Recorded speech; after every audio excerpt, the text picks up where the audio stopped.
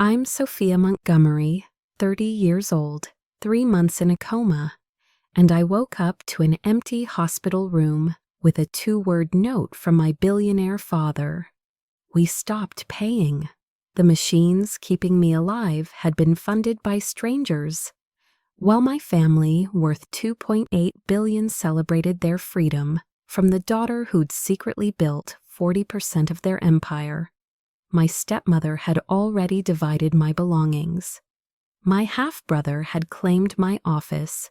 My father had signed papers declaring me mentally incompetent. They thought a car accident had solved their 15-year problem of the unwanted daughter who knew too much, worked too hard, and reminded them of the brilliant woman they'd tried to erase. What they didn't know was that my mother had left me more than memories. She'd left me the proof, the power, and the legal ammunition to expose every lie they'd built their fortune on. Before we dive into how I turned their abandonment into their downfall, please take a moment to like and subscribe, but only if you genuinely connect with this story. I'd love to know where you're watching from and what time it is in your corner of the world. This is the story of how the worst betrayal of my life became their most expensive mistake. The first thing I noticed wasn't the pain, it was the silence. Hospital rooms are never truly quiet. There's always the steady beep of monitors, the shuffle of nurses in the hallway, the distant murmur of visitors. But as consciousness crept back into my body that October morning, the silence felt deliberate, personal. My eyes struggled to focus on the stark white ceiling tiles. New York Presbyterian Hospital. I recognized the pattern from my mother's final days here 15 years ago. Back then, consciousness had been filled with flowers, cards, and rotating shifts of family members. William had even hired a private nurse to ensure she was never alone. Now, a single folded piece of paper sat on the bedside table where flowers should have been. Miss Montgomery, a nurse, appeared in the doorway, her eyes widening. "You're awake. I need to call Dr. Ramirez immediately." "How long?" My voice came out as a rasp. 3 months, Miss Montgomery. You've been in a coma for 3 months. She hesitated at the door. "I'm so sorry, but I have to ask. Is there anyone we should call?" "Your emergency contact, my father, William Montgomery." Her face shifted uncomfortably. "He's the one who left the note. 2 weeks ago, he came in person to sign the papers. Said the family would no longer be covering your medical expenses." I reached for the paper with trembling fingers. William's handwriting was as precise as his business contracts. "We stopped paying. Good luck, WM." In 3 months, not one member of my family had visited. Not William, not my stepmother, Eleanor, not even Justin, the half-brother I'd helped through Harvard Business School. The nurse touched my shoulder gently. "There's someone here to see you, though. He's been waiting in the lobby every day for 2 weeks." Alexander Caldwell walked in like he was entering a boardroom, not a hospital room. At 43, my mother's former legal counsel still carried himself with the quiet authority that made Fortune 500 CEOs nervous. Behind him followed a man I didn't recognize, tall, silver-haired, wearing a suit that probably cost more than most people's cars. Sophia. Alexander's professional mask slipped for just a moment, revealing genuine relief. "Thank God you're awake." "Alexander, what are you doing here?" "Protecting your interests as I promised your mother I would." He set his briefcase on the visitor's chair. "This is Robert Langley. You might not remember him, but he remembers you." The stranger stepped forward. "CEO of Goldman Sachs. You've been advising us remotely for 5 years, though your family never knew. My head was spinning, still foggy from the coma. I don't understand. William stopped paying my medical bills. Why are you? Because your father just made the most expensive mistake of his life, Alexander interrupted. A grim smile playing at his lips. He forgot who actually owns the majority of your mother's trust fund. And more importantly, he forgot what happens when someone abandons a beneficiary during a medical emergency. Robert Langley pulled out his phone. The board meeting is in 72 hours. Your father plans to announce a complete family restructuring, essentially writing you out of everything. He's telling investors you're mentally incompetent due to the accident, but there's something William doesn't know. Alexander opened his briefcase, revealing a thick folder marked with my mother's maiden name, Rebecca Hayes. Your mother didn't just leave you money, Sophia. She left you a fully executed succession plan, one that activated the moment your father signed those papers abandoning you. What kind of succession plan? Alexander's smile widened. The kind that's about to make you the most powerful person in that boardroom. 15 years. That's how long I'd been the family ghost. Visible enough to be useful, invisible enough to be forgotten. It started the day my mother died. I was 15, standing in William's study while Eleanor measured the windows for new curtains before we'd even held the funeral. The unofficial foster daughter, she'd called me at the reception, her manicured hand on my shoulder like a brand. William's little charity case from his first marriage. The truth was simpler and crueler. I was the reminder of the woman William had actually loved. While Justin got the corner office at 25, I worked from a converted supply closet. While he attended board meetings as the future of Montgomery Enterprises, I ghostwrote the proposals that landed our biggest contracts. The Meridian acquisition, my analysis. The Shanghai expansion, my negotiations conducted at 3 a.m. from my apartment, while Justin took credit at the morning presentations. You should be grateful, Eleanor reminded me. Every Christmas, usually after several glasses of wine. Not many girls with your background get these opportunities.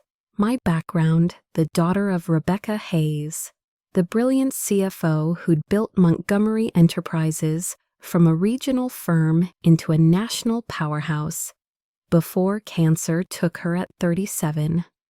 The woman whose financial genius William had married, whose strategies he still used, whose daughter he couldn't bear to look at because I had her eyes. But there were things about my mother Eleanor never knew, things William never bothered to investigate, like the late-night meetings with Alexander Caldwell, the sealed documents and safety deposit boxes across the city, the quiet transfers of authority that happened while everyone focused on the visible empire. Your mother knew this day would come, Alexander had told me 5 years ago. She just didn't know what form it would take. Now abandoned in a hospital bed with a 2-word dismissal, I finally understood what she'd been preparing me for. Your mother was never just the CFO, Alexander said, pulling out a document that made my breath catch. Rebecca Hayes was the majority shareholder of the original holding company that became Montgomery Enterprises.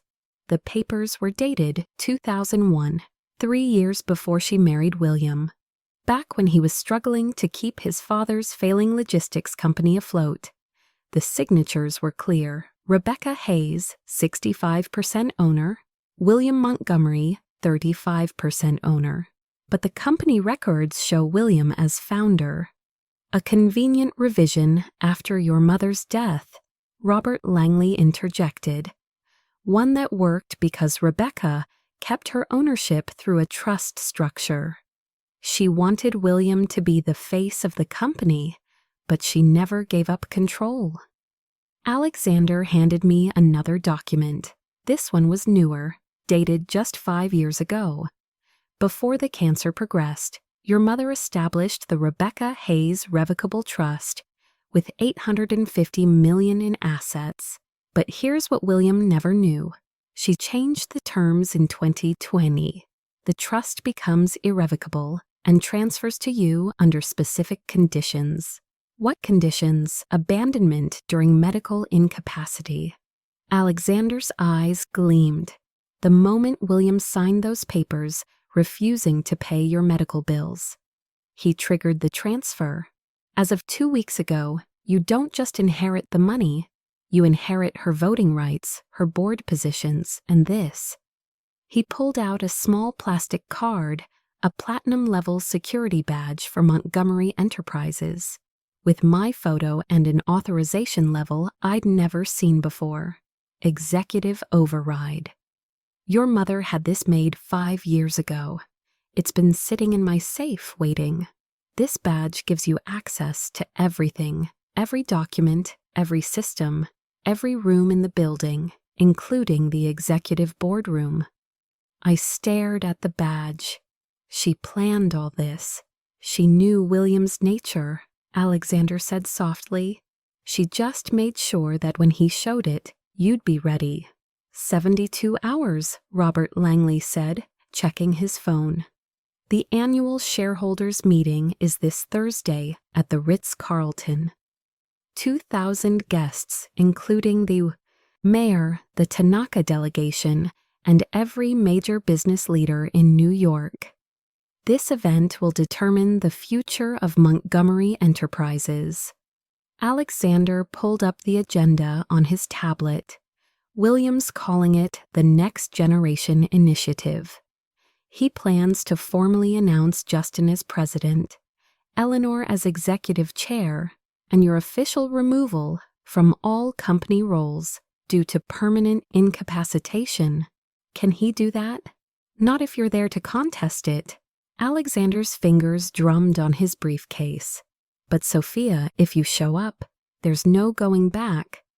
William will try to destroy you publicly. He'll claim you're mentally unfit, that the coma caused brain damage, that you're delusional, and if I don't show up, then the narrative stands. You lose access to the $850 million trust. Justin inherits your mother's legacy, and every deal you've structured, every innovation you've created becomes officially theirs forever. I thought about the nights I'd spent building financial models while Justin partied with clients. The proposals I'd written that he'd read verbatim to boards. The Shanghai deal that saved the company from bankruptcy, my strategy, his signature. There's more, Robert said quietly. 5 board members have been questioning William's leadership. They know something's off about the numbers Justin presents versus the actual performance. If you appear with proof of your contributions, they'll have to listen. Alexander added, Jonathan Hayes from the audit committee has been particularly suspicious. He remembers your mother, Sophia. He knows her analytical style. He sees it in every successful proposal, and he knows it's not coming from Justin. They're afraid to move against William openly, Robert continued. But if someone with legitimate standing challenged him, they'd support me. They'd listen, which is more than William expects. Robert pulled up another email. This is from Rebecca Norton, head of international operations. She wrote this after the Shanghai deal. Whoever actually structured this agreement is a genius. I know it wasn't Justin. He couldn't even pronounce the client's name correctly. Alexander handed me a USB drive. Every email, every document, every piece of evidence we've collected. But Sophia, the most powerful proof is this. He showed me an email from my own corporate account sent to Robert 5 years ago, outlining the complete restructuring plan that saved Goldman Sachs's merger. It was CC'd to a blind account that Alexander had maintained. Timestamp 3:47 a.m. Same night Justin was photographed at a Vegas casino. Your digital footprint proves everything. When you worked, what you created, how you built nearly half this company's value while they pretended you didn't exist. We have the proof, Robert said simply. The question is, are you strong enough to use it? My phone rang at 6 p.m. William's name on the screen, the first time he'd called in 3 months. Sophia, his voice was cold, businesslike.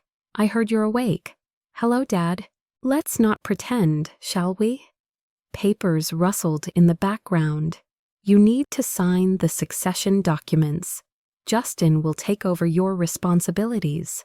I've been in a coma for 3 months, and the company moved on. Sign the papers. You stopped paying my medical bills. A pause. The company needs to allocate resources efficiently. The company or you? His tone sharpened. Sign the papers, Sophia. Don't make this difficult. I need time to think. You have until Thursday morning. If those papers aren't signed, I'll have to explain your mental incapacity to the board. Would you prefer that? Are you threatening me? I'm offering you a graceful exit. Take it. And if I don't, then you'll learn what it really means to be alone. No job, no references, no family. I'll make sure every firm in New York knows you're unstable. Like you told them about Mom. Silence, then dangerously quiet. Your mother was sick. Her mind was perfect until the end. Sign the papers, Sophia, or I'll show everyone exactly how much you take after her. The line went dead. Alexander, who'd been listening on speaker, shook his head. He just threatened you on a recorded line. He doesn't know it's recorded. No. Alexander smiled grimly. He doesn't know a lot of things, including the fact that 3 board members just confirmed they'll attend an emergency session if you call for one. I looked at my phone. 3 days to prepare for war against the man who raised me and abandoned me in the same breath. I need to get out of this hospital. Already arranged. You're being discharged tomorrow morning. Eleanor arrived the next morning like a storm in designer heels, her lawyer trailing behind her. She didn't knock. Privilege had always been her preferred entrance. Sophia, she said my name like it tasted bitter. You look conscious. Hello, Eleanor. A folder on my bed, her perfume overwhelming the antiseptic hospital smell. Sign these. We'll give you a severance package.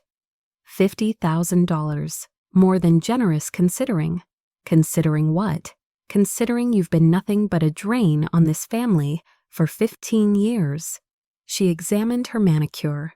Do you know what William spent on your education, your housing, your mother's medical bills before she died? My mother had her own money. Eleanor's laugh was sharp. Your mother had nothing but debt and delusions.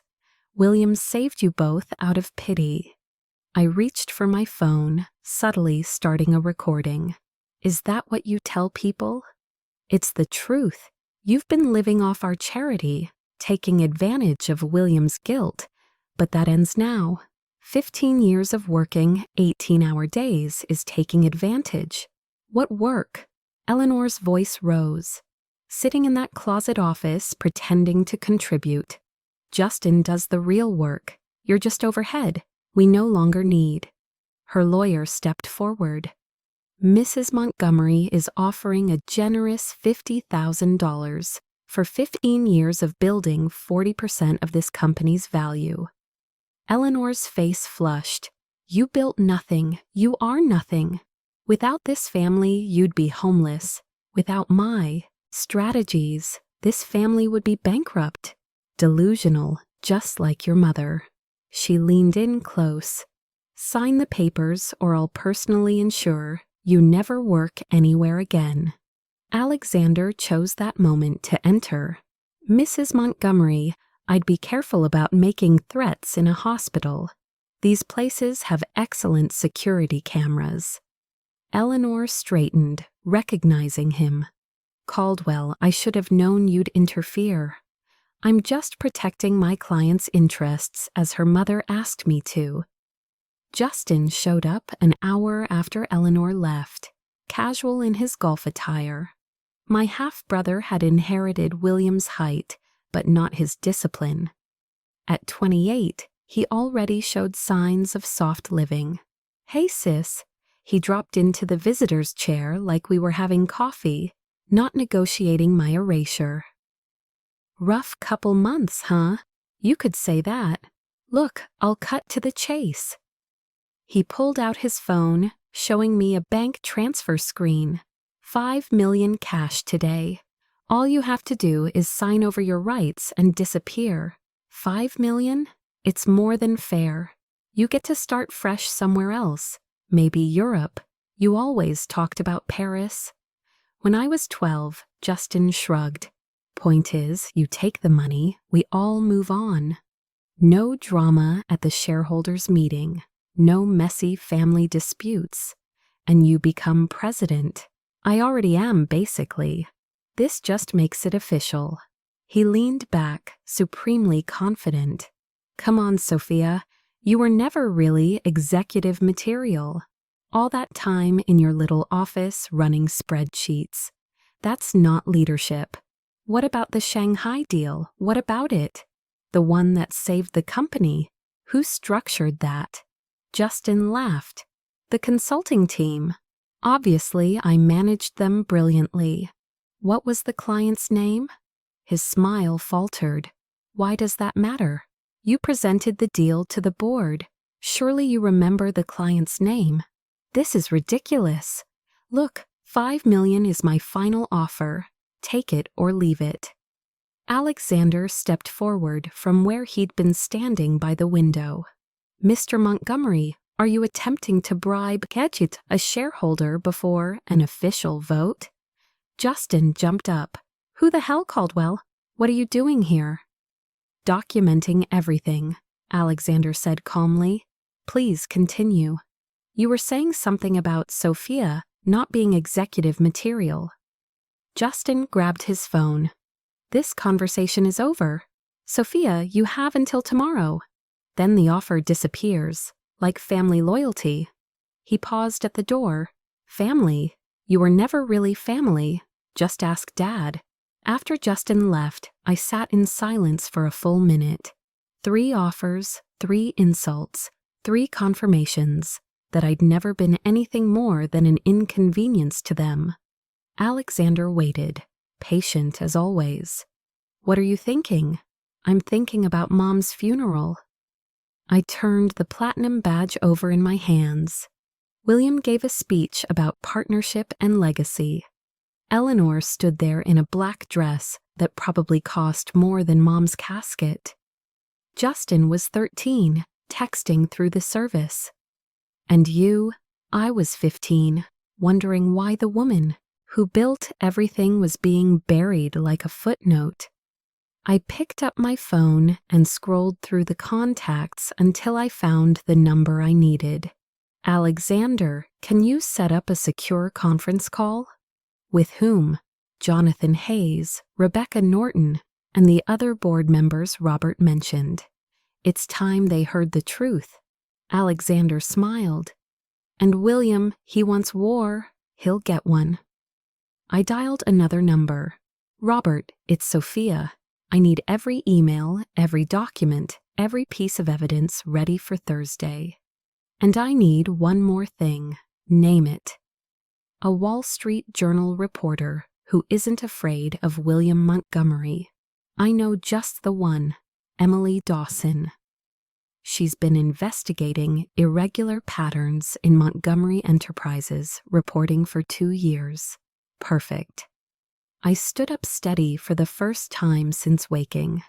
Alexander, I need a suit for Thursday. Something that says I'm not the scared 15-year-old they buried with my mother. I know just the place. And Alexander, I held up the badge. Make sure security knows I'll be using this. I want to enter through the executive entrance, the one William thinks only he can access. With pleasure. They wanted me to disappear quietly, gratefully, worthlessly. But Thursday morning, in front of 2,000 witnesses, they'd learn what Isabella Thornton's daughter was really worth. Has your family ever underestimated your worth? Drop a comment below. And if you want to see what happens when a greedy family faces off against $850 million worth of truth, hit that like button and subscribe so you don't miss the climax that's coming. This story is about to take a turn that William Montgomery never saw coming. Tuesday morning, Alexander's law office felt like a war room. He led me to a vault I'd never seen before, hidden behind a bookshelf that looked purely decorative. Your mother set this up in 2008, he explained, entering a complex code. She said you'd know when to open it. Inside the safety deposit box sat 3 items: a thick manila envelope marked with the New York State seal, a photograph I'd never seen, and a letter in my mother's handwriting. The photograph stopped me cold. It showed my mother with 5 people in what looked like a signing ceremony. One of them was a younger William, looking uncomfortable. The others were the original investors in Montgomery Enterprises, all of whom had mysteriously sold their shares to William after Mom died.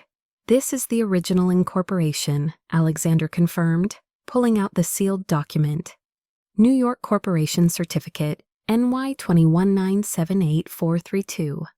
Your mother as majority shareholder, William as minority partner, notarized, filed, and somehow removed from public records after her death. The letter was dated a week before she died. My dearest Sophia, if you're reading this, William has shown his true nature. The documents in this box are your birthright. I built Montgomery Enterprises not for wealth, but to prove that brilliance doesn't need a pedigree. You have that brilliance. Use it wisely. The badge is your key. The trust is your weapon. But this certificate, this is your proof that you were never their charity case. You were always the heir. Love, Mom. Alexander pulled out the last item, a USB drive labeled Security Footage, 2009-2024. What's this? Every major meeting, where you presented strategies that Justin later claimed. Your mother had cameras installed that he never knew about.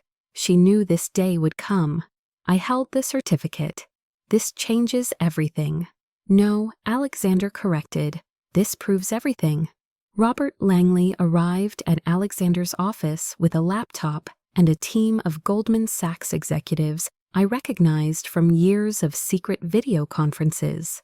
Sophia, Robert opened the laptop. We've compiled everything. The screen filled with email threads dating back 5 years, each one meticulously documented with headers intact and digital signatures verified.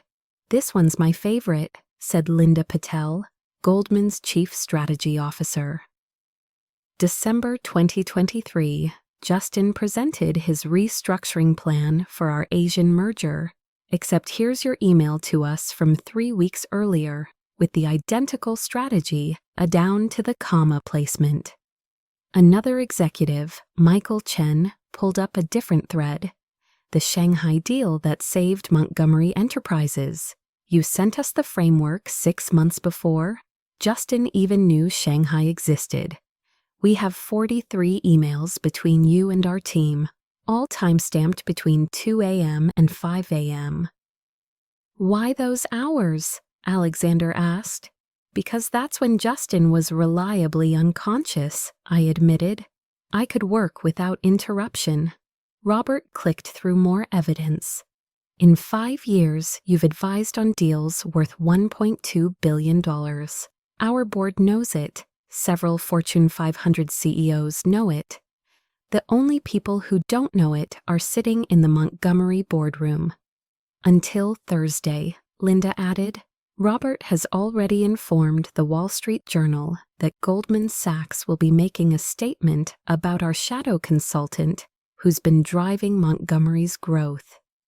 You do that, Sophia, Robert said. Seriously, you've made us hundreds of millions. More importantly, you've never once tried to take credit or leverage it for personal gain. That kind of integrity is rare. Michael pulled up one final email. This is from William to our CEO last month, claiming Justin was the architect of our partnership. We're prepared to publicly correct that misconception. I looked at the screen. 5 years of 3 a.m. emails. Proof that while my family slept, I was building their empire. Alexander held up the platinum badge, its surface catching the light. This isn't just an access card. Your mother embedded something remarkable in it. He inserted it into a reader connected to his laptop. Immediately, screens filled with data I'd never seen before. Full administrative access to Montgomery Enterprises servers, he explained. Every email William ever sent, every deleted file, every hidden account.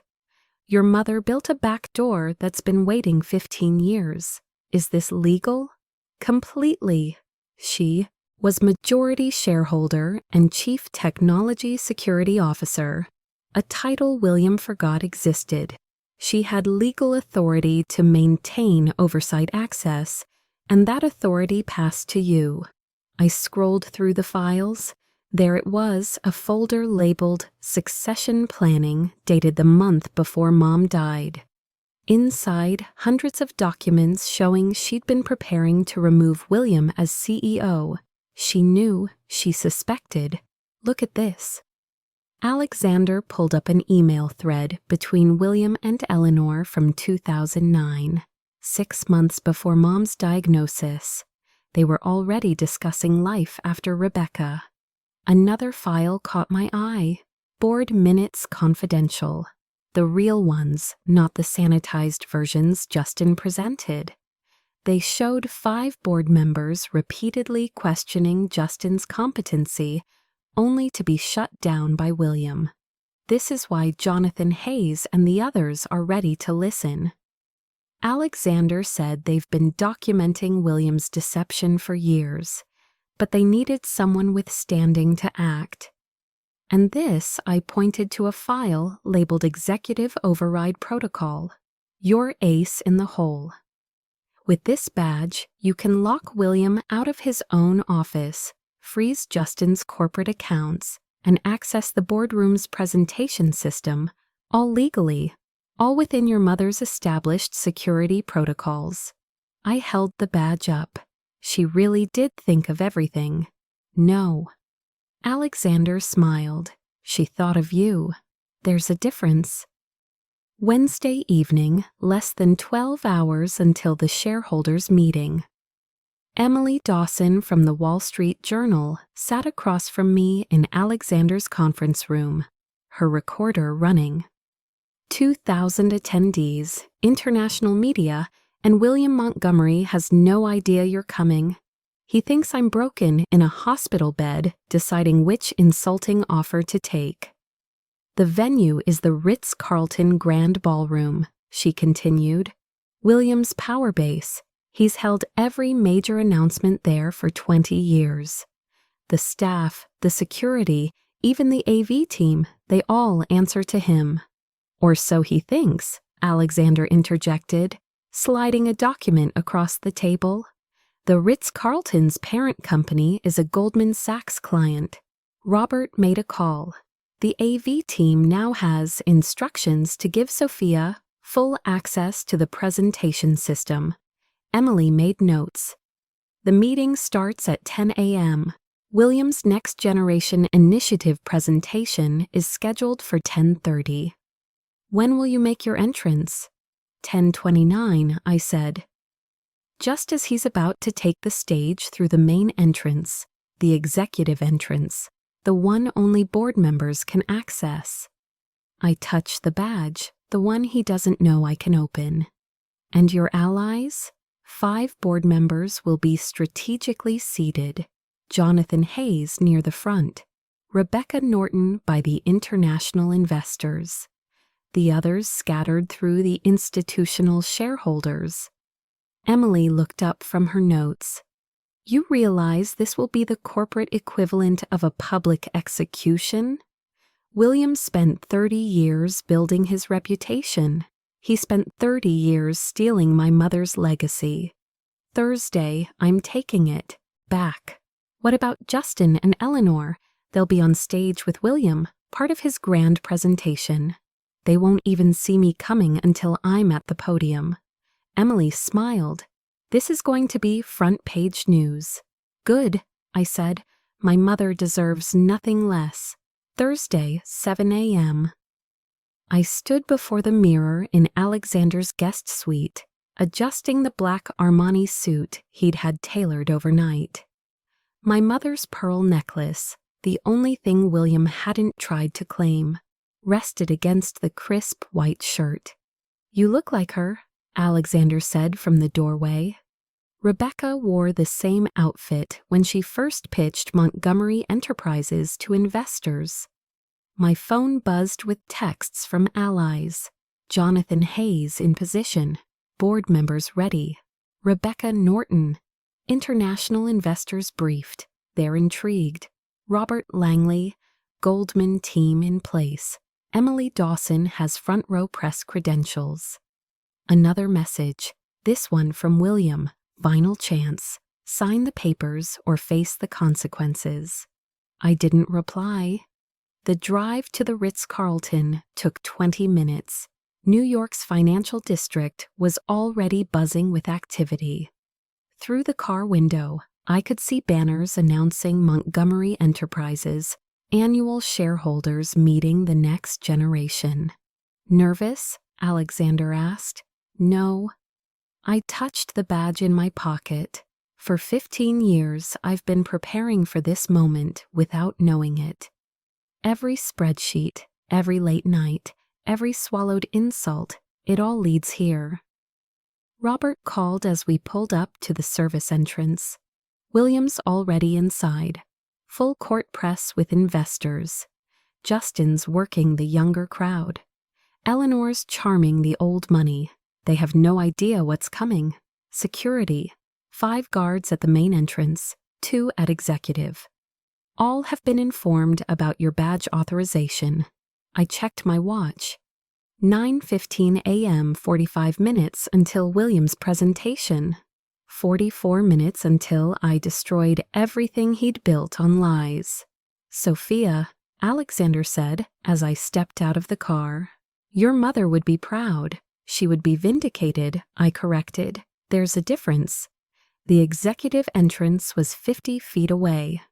Beyond it, 2,000 people were about to witness the most expensive mistake of William Montgomery's life.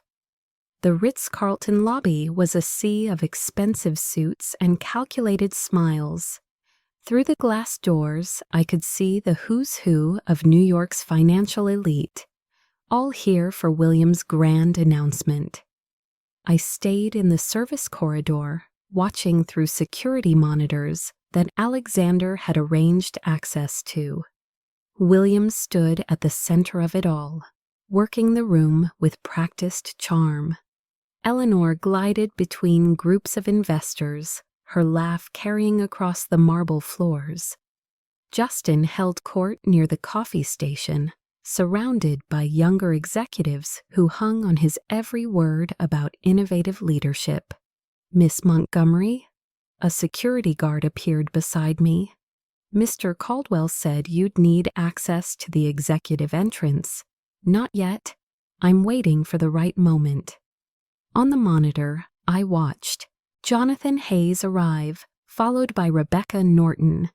They didn't acknowledge each other, but both positioned themselves strategically in the lobby. Emily Dawson was already inside, her press badge visible, her photographer ready. 9:45 a.m. William began moving toward the ballroom, his entourage following. I could see him checking his phone, probably wondering why I hadn't responded to his threat. "Ma'am," the security guard said quietly, "there's something you should know. Mr. Montgomery specifically instructed us to watch for you. He said you might try to disrupt the meeting." My heart skipped. But he forgot one thing. The guard smiled slightly. "My daughter works in accounting. She knows who really saved the company during the Shanghai crisis. Your badge overrides his instructions anyway. But I wanted you to know, not everyone here is blind to the truth." 9:50 a.m. The lobby was emptying as attendees filed into the ballroom. "Thank you," I told the guard. "Ma'am, give him hell." I smiled, touching the badge in my pocket. 10 minutes until showtime. 10 minutes until William learned that abandoning me in that hospital was the beginning of his end. 10:25 a.m. The executive entrance loomed before me. Frosted glass doors that I'd never been allowed to pass through in 15 years of working at Montgomery Enterprises. I pulled out the platinum badge, my mother's final gift. The scanner beeped for a heartbeat. Nothing happened. Then the locks disengaged with a decisive click. "Invalid access attempt." A younger guard called out, rushing over. "Ma'am, this entrance is restricted to his supervisor." The one whose daughter worked in accounting held up a hand. "Check your system again, Johnson." The younger guard looked at his tablet, his eyes widening. "Platinum override executive level alpha." He looked up at me confused. "But only 3 people in the company have that level. Mr. Montgomery, the original founder, and Rebecca Hayes," I said quietly. "My mother." The supervisor opened the door wider. "The boardroom access corridor is straight ahead, Miss Montgomery. Your authorization supersedes all other security protocols." I walked through the entrance I'd been barred from my entire adult life. The executive corridor was everything the regular entrance wasn't. Marble floors, original artwork, fresh orchids in crystal vases. This was the path of power, the route my mother had walked when she was building the empire William now claimed. Through the corridor's glass walls, I could see the ballroom. 2,000 attendees packed into their seats. William stood at the side of the stage, reviewing his notes one final time. Justin and Eleanor were already seated on stage, smiling for the photographers. 10:28 a.m. William began walking toward the podium. Alexander's text came through. "AV team ready. Your presentation is loaded. Robert Langley, Goldman team in position. Emily Dawson, recording everything." 10:29 a.m. William reached the podium, his smile broad and confident. "Ladies and gentlemen, welcome to the future of Montgomery Enterprises." Time to introduce him to the past he'd tried to bury. William's voice filled the ballroom, smooth and commanding. "Today marks a pivotal moment in Montgomery Enterprises history. The Next Generation initiative isn't just about succession, it's about evolution." I stood in the wings watching him work the crowd. He was good, I'd give him that. "For 30 years, I've built this company from a small logistics firm into a $2.8 billion empire." He clicked his remote, and charts appeared on the massive screens. Charts I recognized, my analysis, my projections with his name attached. But success isn't about the past, it's about the future. Which is why I'm proud to announce that Justin Montgomery will assume the role of president effective immediately. Polite applause. Justin stood, waving to the crowd with practiced humility. "Eleanor Montgomery," William continued, "will serve as executive chair, bringing her decades of experience to guide our strategic vision." More applause. Eleanor rose gracefully, every inch the corporate matriarch. Now, some of you have asked about other family members' roles in the company's future. William's tone shifted, became somber. It's with regret that I must address the situation with Sophia Montgomery. My hand tightened on the badge. Due to recent medical complications resulting in significant cognitive impairment, Sophia will no longer be able to continue in any capacity with Montgomery Enterprises. We wish her the best in her recovery and have made appropriate arrangements for her care. Murmurs rippled through the crowd. I saw Jonathan Hayes lean forward. Rebecca Norton exchanged glances with other board members. William raised his hand for silence. I know this is difficult news, but I assure you the company's future has never been brighter.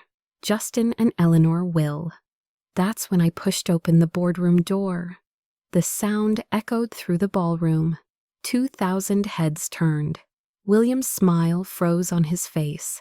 The walk to the stage felt both eternal and instant. 2,000 pairs of eyes tracked my movement through the ballroom. I heard gasps, whispers, the click of Emily Dawson's photographer, capturing every step. Sophia. William's voice cracked through the microphone. You shouldn't be here. You're not well. I climbed the stage stairs with deliberate calm. Justin had half risen from his chair, his face cycling through confusion and alarm. Eleanor gripped her armrest, her knuckles white against her red nails. Good morning, I said, approaching the podium. My voice carried without the microphone clear and steady. I apologize for the interruption, but I believe the shareholders deserve to hear the truth. Before making any decisions about Montgomery Enterprises' future, William moved to block me. Security. I held up the platinum badge. The guards who had started forward stopped immediately. I have executive override authority, I announced, taking the microphone. Granted by Rebecca Hayes, majority shareholder and co-founder of Montgomery Enterprises. This is ridiculous, William hissed, but the microphone caught it, broadcasting his panic to everyone. I turned to face the audience. Jonathan Hayes was already standing. Rebecca Norton had her phone out recording. Robert Langley gave me the slightest nod. My name is Sophia Montgomery, I said, daughter of Rebecca Hayes. For the past 15 years, I've been the architect behind 40% of this company's growth. Every major acquisition, every international expansion, every innovation that Justin Montgomery has presented to you originated at my desk in the converted supply closet I was given as an office. The murmur grew louder. Photographers pressed closer to the stage. And today, I continued, maintaining eye contact with the audience. I'm here to show you exactly what William Montgomery has been hiding. Alexander. The screens behind me flickered to life. The massive screens displayed the document that changed everything. New York Corporation Certificate, NY219784432. This, I said as gasps rippled through the ballroom, is the original incorporation document of Montgomery Enterprises. As you can see, Rebecca Hayes owned 65%, William Montgomery owned 35%. That's a forgery, William shouted, but his face had gone pale. Alexander stood up from his seat in the third row. I'm Alexander Caldwell, senior partner at Caldwell Whitman and Associates. I can confirm this document's authenticity. I notarized it myself in 2001. The next slide appeared, my mother's will. The Rebecca Hayes Revocable Trust, I continued, valued at $850 million, was set to transfer to me under specific conditions. Those conditions were met 2 weeks ago when William Montgomery signed papers abandoning me during medical incapacity. I clicked to the next slide. William signed abandonment papers, his signature bold and unmistakable. "You signed away more than my medical bills, Dad. You triggered the transfer clause." The crowd erupted. Board members were on their feet. Investors shouted questions. Cameras flashed like strobe lights. "This is illegal." Eleanor shrieked from her chair. "She's mentally incompetent." "Am I?" I clicked again. The screen filled with emails, dozens of them, all time-stamped, all showing my work. These are my communications with Goldman Sachs over the past 5 years. Every strategy, every analysis, every deal that built this company's value, Robert Langley stood. I can confirm that Sophia Montgomery has been our shadow consultant for 5 years. Her strategies have generated over $1.2 billion in value for both our firms. William grabbed for the microphone. "This is a coup. Security, remove her." But security didn't move. They were looking at the screen, at the proof that the real power in Montgomery Enterprises had just revealed herself. Robert Langley commanded the room the moment he stood. The CEO of Goldman Sachs didn't stand for just anyone. "Ladies and gentlemen," his voice carried without a microphone, "I've remained silent about Montgomery Enterprises operations out of professional courtesy. That ends today." He walked toward the stage, every step deliberate. For 5 years, Sophia Montgomery has been the strategic mind behind every major Montgomery Enterprises success. The Shanghai deal that saved this company from bankruptcy. Sophia designed it from her apartment at 3 a.m., while Justin Montgomery was documented at a Las Vegas casino. Justin shot up from his chair. "That's slander. It's fact." Robert pulled out his phone, projecting emails onto the screens.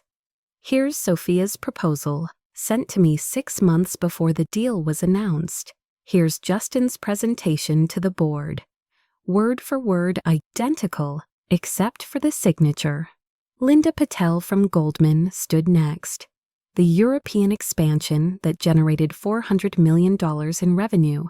Sophia's framework submitted to us while she was supposedly just supporting staff.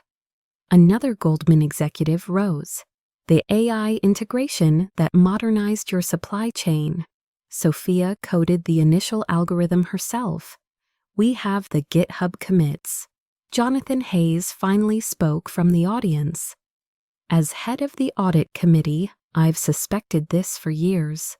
The quality of work supposedly from Justin never matched his actual capabilities. Now we know why." Rebecca Norton added, "The international team has been wondering who the real strategist was." Every successful expansion bore the same analytical signature, precise, innovative, ahead of market trends. That wasn't Justin, that was Sophia. William's face had turned purple. "This is conspiracy. You're all in on it." "Yes," Robert said simply. "We're all in on the truth. The question is, what are you going to do about it, Mr. Montgomery? Fire Goldman Sachs? Alienate every board member who values competence over nepotism?" The crowd was in chaos. The truth was out, and there was no putting it back. Jonathan Hayes walked to the stage with 4 other board members. The crowd fell silent. When board members moved as a unit, corporate blood was about to spill. "I call for an emergency board session," Jonathan announced. "Right here, right now." "You can't do that," William protested. According to corporate bylaws, 5 board members can call an emergency session in the presence of shareholders. Jonathan held up a document. "We have 5. Actually," he looked around as 2 more board members stood. "We have 7. Rebecca Norton took the microphone. "I move for a vote of no confidence in William Montgomery as CEO." "Seconded," said another board member. "This is a coup," William shouted. "No," Jonathan said calmly. This is corporate governance.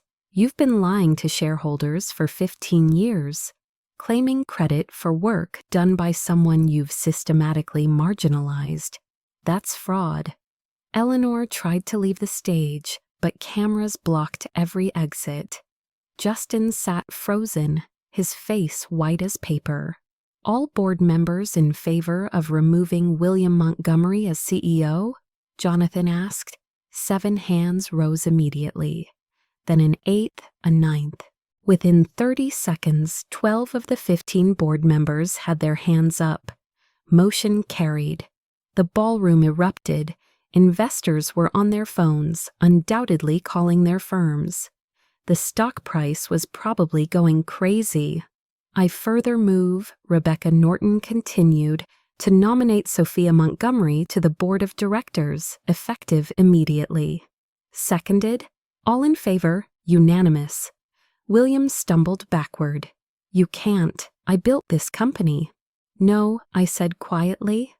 But the microphone carried my words to every corner of the ballroom. My mother built this company. You just took credit for it. And now, finally, Rebecca Hayes's daughter is taking her rightful place. The applause started slowly, then built to thunder. 2,000 witnesses to the fall of William Montgomery and the rise of the heir he'd tried to bury. This is the moment karma finally caught up. If you're enjoying this story about justice and reversing fortune, please hit that subscribe button and ring the bell. Comment karma if you think William deserved what's coming next. The aftermath is about to get even more interesting.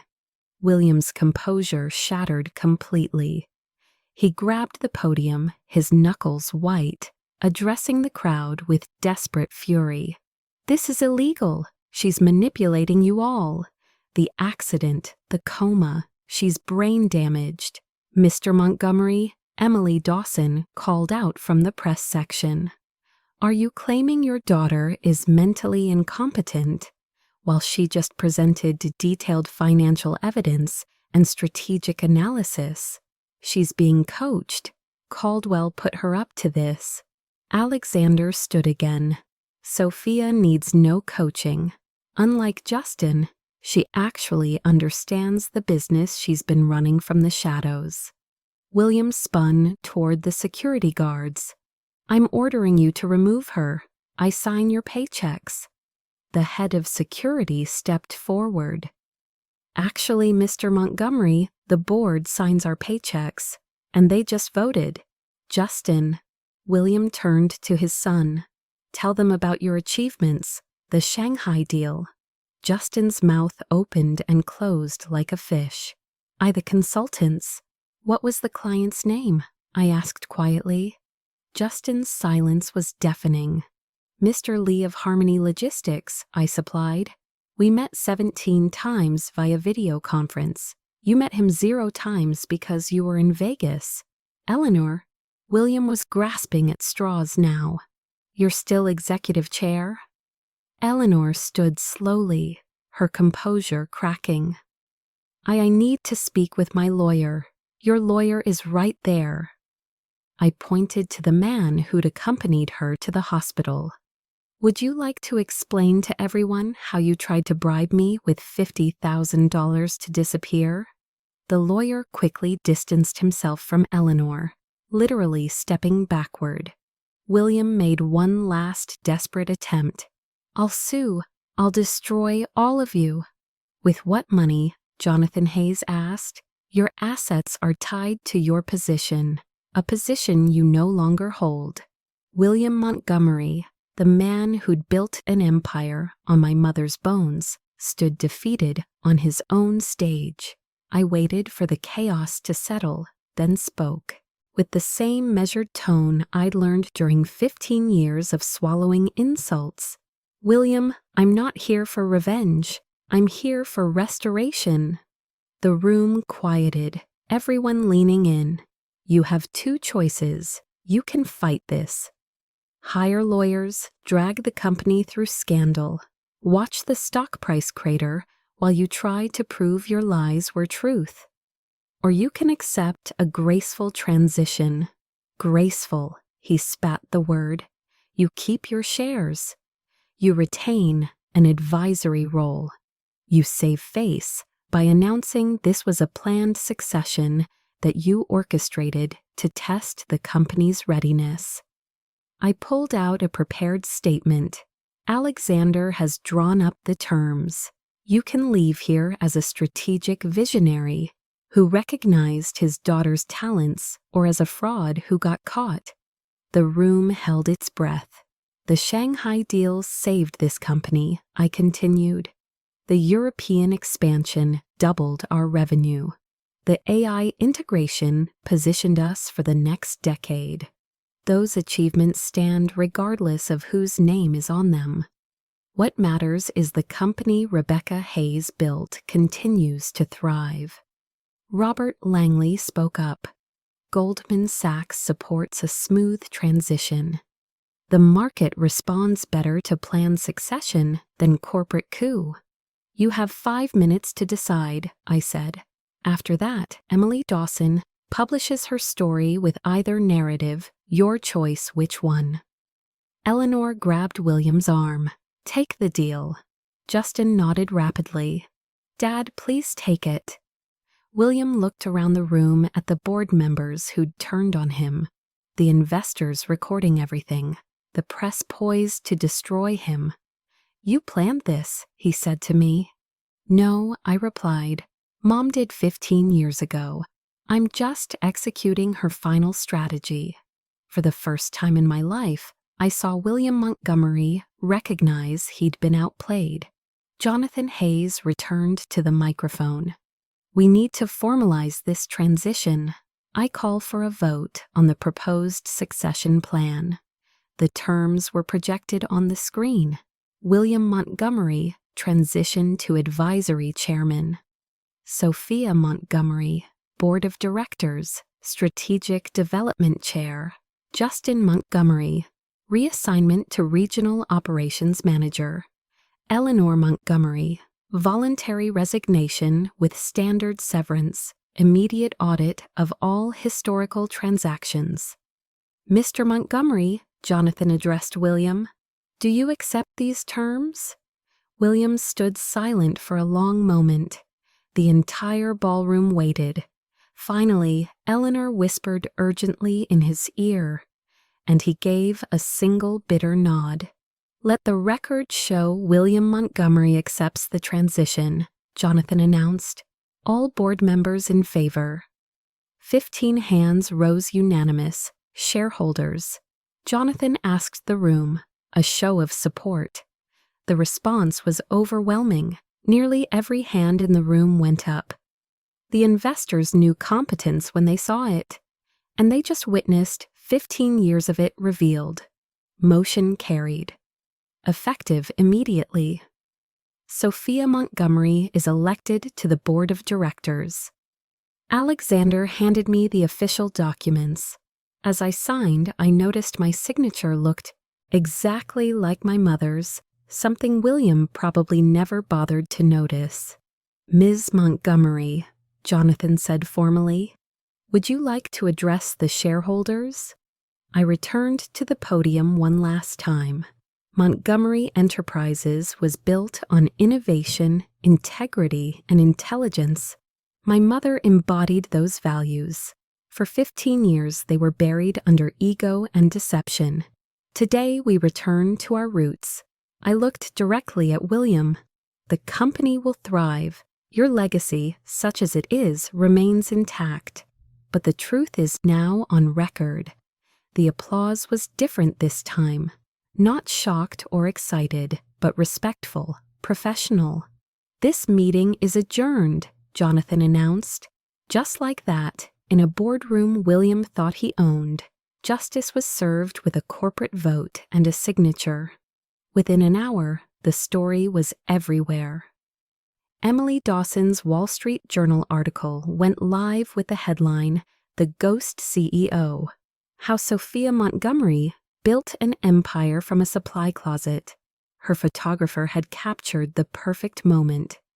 Me holding the incorporation document while William's face crumbled in the background. Bloomberg picked it up immediately. Montgomery Enterprises soars 15% after revealing hidden architect of success. CNBC ran a special segment. The $850 million comeback abandoned daughter reclaims corporate legacy. My phone exploded with messages. CEOs I'd secretly advised for years finally able to acknowledge me publicly. Board members from other companies inquiring about my availability. Headhunters offering astronomical salaries to jump ship. Alexander fielded the media requests while I sat in what used to be William's office, now temporarily mine. Through the floor-to-ceiling windows, I could see news vans lined up outside. Forbes wants an exclusive, Alexander reported. Fortune is preparing a cover story. Harvard Business Review wants you to write a piece on shadow leadership later, I said, watching William's personal items being boxed up by maintenance. Right now, I need to stabilize the company. Jonathan Hayes knocked and entered. The board wants to discuss CEO succession. Your name is at the top of the list. I don't want to be CEO, I said, surprising him. I want to be Chief Strategy Officer. Let's hire a CEO who can execute while I design. That's actually brilliant. Separating vision from operations. My phone buzzed with a Google alert. The story had gone international. Abandoned daughter's boardroom revenge was trending in 12 countries. But the best notification was from my bank. $850 million trust fund transfer complete. My mother's money, my mother's company. Finally, both were where they belonged. Eleanor's resignation letter arrived within 2 hours, delivered by her lawyer, who looked eager to distance himself from the whole situation. She'd negotiated a standard severance package, generous by normal standards, insulting compared to what she'd stolen in credit over the years. Justin's demotion was harder to watch. He sat across from me in the EUM conference room, his usual swagger completely deflated. Regional Operations Manager, he read from the reassignment letter, reporting to the Senior VP of Logistics. It's a real job, I said. With real responsibilities you'll have to actually fulfill. I don't know how, then learn. I did. You had talent. I just had Dad. For the first time, I felt a flicker of sympathy for him. Justin, you're 28 years old. It's not too late to become competent at something. Take the job. Work your way up legitimately. Will you help me? No, but I won't sabotage you either. Clean slate, real work, actual achievements. That's more than I got. He signed the papers. As he left, he paused at the door. The Shanghai deal. I really couldn't have done that. I couldn't have done any of it. I know, everyone knows now. Yes, I'm sorry. For what it's worth, I'm sorry. After he left, Alexander informed me that Eleanor had already listed their Upper East Side townhouse for sale. Moving to Florida, apparently her sister lives there. Good distance helps. Justin's been enrolled in an executive education program at Wharton. He's actually attending classes. Maybe there's hope for him. And William made his choice. Advisory chairman is more than he deserves, but exactly what the market needs to see. The Montgomery family empire had been restructured in a single morning. Eleanor in exile, Justin demoted to reality, and William reduced to a figurehead in the company he'd claimed to build. The email arrived 3 days later at 2 a.m. William always did his real thinking in the dark hours. Sophia, I failed you as a father. I see that now. Your mother would be ashamed of what I became after she died. Rebecca was brilliant. I know that. Always knew it. But admitting it meant admitting I was nothing without her. You have her genius. I couldn't bear to see it, to need it, to depend on it the way I depended on her. So I diminished you, used you, told myself it was business. It wasn't business, it was cowardice. I don't expect forgiveness, I expect nothing. But you deserve the truth. Even if it comes 15 years too late, the company is yours. It always was. William, I read it twice, then forwarded it to Alexander with a note. Save this for the lawyers just in case. There would be no reply, no reconciliation scene, no tearful reunion. Some bridges once burned left only architectural lessons about how not to build. But I did make one concession. The next day I had his advisory chairman office restored. Not the CEO suite, but a respectable space with a view. His nameplate read W. Montgomery, founder emeritus. Technically true, emotionally hollow. Jonathan Hayes questioned the gesture. Why give him anything? Because cruelty is his pattern, not mine. He gets an office, a title, and a daily reminder that the building he sits in was built by the woman he tried to erase and is now run by the daughter he abandoned. That's either very generous or very calculated. It's what my mother would have done, professional to the end. William's apology email remained unread in my inbox for weeks. Some words came too late to matter, no matter how true they finally were.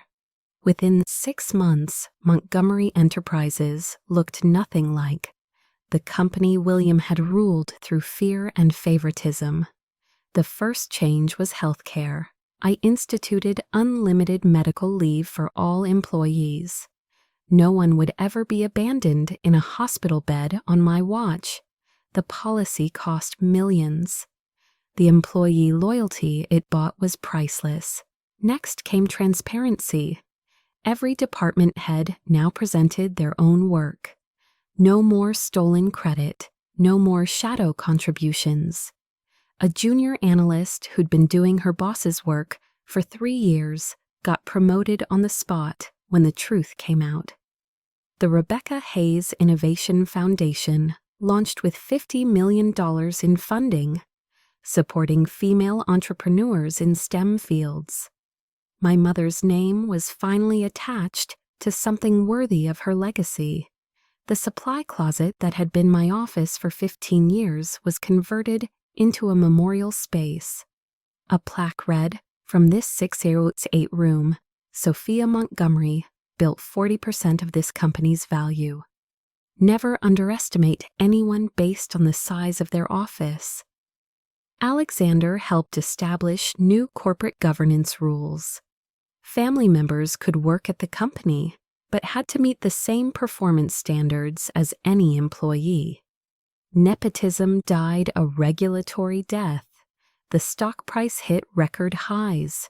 Turns out investors preferred competence to charisma. "You've changed everything," Jonathan Hayes said during a board meeting. "No, I've restored everything. This is the company my mother envisioned, built on merit, not birthright." The Shanghai clients I'd worked with for years finally met me in person. Mr. Lee laughed when he learned the truth. We always wondered why Justin seemed so brilliant on email and so confused on calls.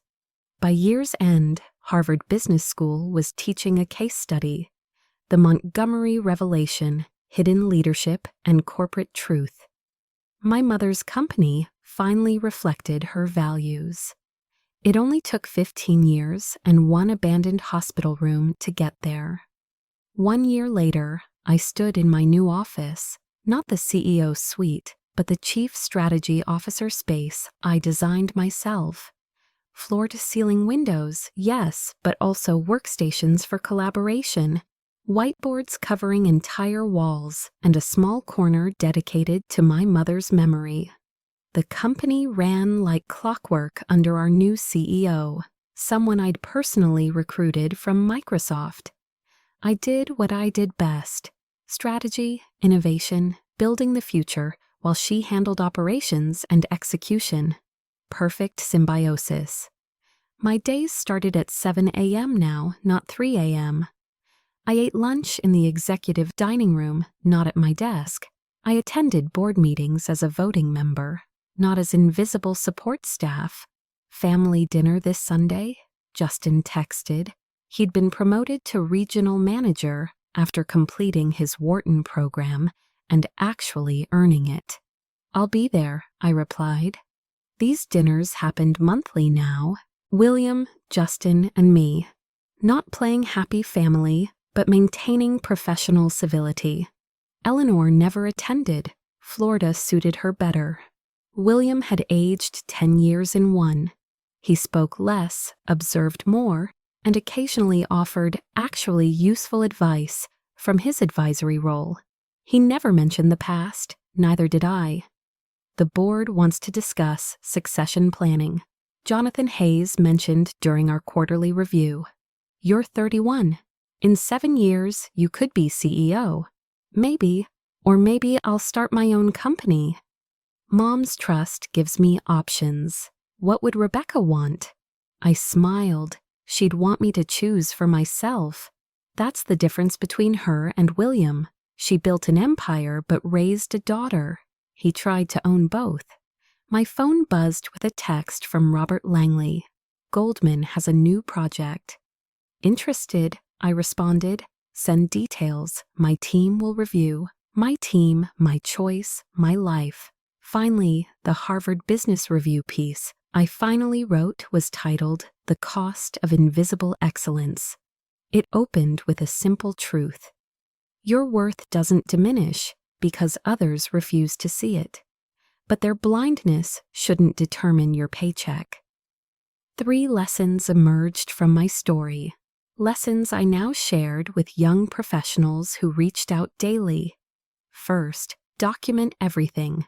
Every email, every contribution, every late-night breakthrough, not for revenge, but for reality. My mother knew this. She built an evidence trail that survived 15 years and her own death. Your work should have your fingerprints on it, even if someone else takes the bow. Second, build alliances outside the toxic system. Robert Langley and Goldman Sachs knew my value when my own family didn't. Jonathan Hayes suspected the truth and waited for the right moment to act. Alexander Caldwell protected my interests when I couldn't protect myself. Your allies don't always share your blood or your building. Third, patience isn't passive. For 15 years, I wasn't waiting, I was building. Every skill learned, every relationship forged, every piece of evidence gathered was a brick in the foundation of my eventual freedom. William thought my silence meant submission.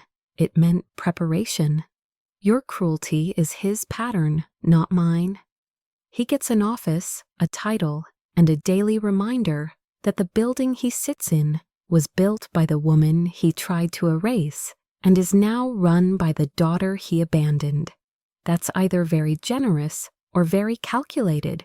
It's what my mother would have done. Professional to the end. Do you regret not acting sooner? A young woman asked at a conference. No. At 20, I would have been too angry. At 25, too desperate. At 30, I was precise. Timing isn't about the clock. It's about readiness, the most important lesson. Power isn't inherited or granted. It's built deal by deal, decision by decision, often in rooms where you're not supposed to be. My mother knew this. She built an empire while letting William wear the crown. But she made sure the real power would transfer to someone who'd earned it in the shadows, her daughter, me. The last conversation that mattered happened on a Thursday, 18 months after the shareholder meeting. William requested a private meeting, not in his advisory office, but in mine. I need to know, he said, looking older than his 58 years.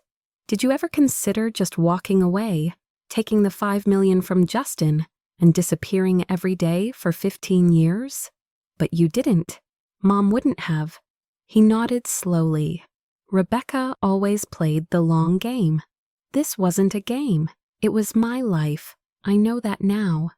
We sat in silence that wasn't quite comfortable, but was no longer hostile. I won't apologize again, he said. You wouldn't believe it anyway. I wouldn't. But I will say this, the company is better with you visible than you ever were invisible. That's the closest to truth you've spoken in 15 years. He stood to leave, then paused. The family dinners. We don't have to continue them. No, we don't. But we will once a month, 2 hours. Professional courtesy.